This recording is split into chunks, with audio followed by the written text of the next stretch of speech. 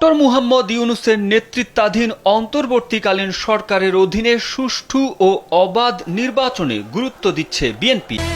সেজন্য রাজনৈতিক মিত্রদের ধরে রাখা কূটনৈতিক সম্পর্ক উন্নয়ন ও সংগঠন শক্তিশালী করার পাশাপাশি নেতাকর্মীদের আরও জনবান্ধব হওয়ার নির্দেশ দিয়েছেন তারেক রহমান।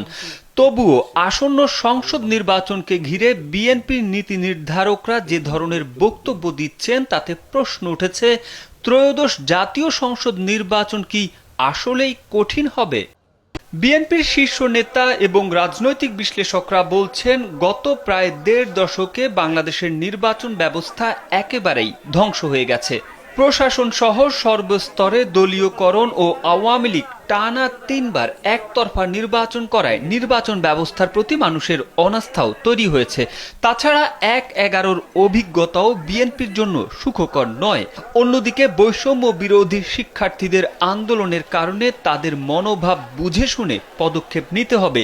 সে কারণেই আগামী নির্বাচনকে কঠিন হিসেবে দেখছে বিএনপি।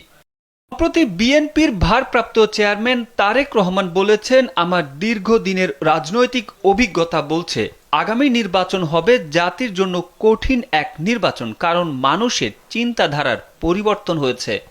ত্রয়োদশ জাতীয় সংসদ নির্বাচন নিয়ে বিএনপির নেতা শামসুজ্জামান দুদু বলেন, নির্বাচনটা সামগ্রিকভাবেই কঠিন। বিএনপির জনপ্রিয় সংসদীয় আসনগুলো আওয়ামী লীগ সীমারেখা পরিবর্তন করেছে এবং নেতাকর্মীদের মামলা দিয়ে হয়রানি করা সহ গুম করেছে। বিএনপির এই নেতা বলেন, তার মতে নির্বাচনী ব্যবস্থা সুস্থ স্বাভাবিক অবস্থায় নেই।